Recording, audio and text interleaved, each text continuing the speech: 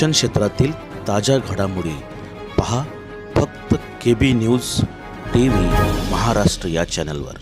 नमस्कार। आज दिनांक 28/4/2026 रोजी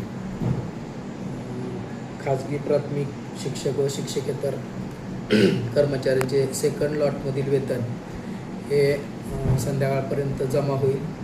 2-3 दिवस काही तांत्रिक अडचणी होत्या, त्यामध्ये आता पहिलेच तर मार्चमुळे सर्वांना उशीर झाला होता।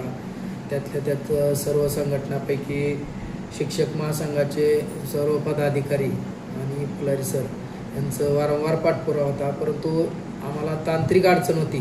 त्यामध्ये 2 दिवस तर नेट बंद होते आणि ट्रेझरी नेट बंद होतं। त्या सगळ्यावर मात करून आज आम्ही सगळं ट्रेझरी नेट सुरू झाले आणि पगार आज सगळ्यांना वेळेवर संध्याकाळपर्यंत जमा होईल। शिक्षण क्षेत्रातील ताज्या घडामोडी पहा फक्त KB न्यूज TV महाराष्ट्र या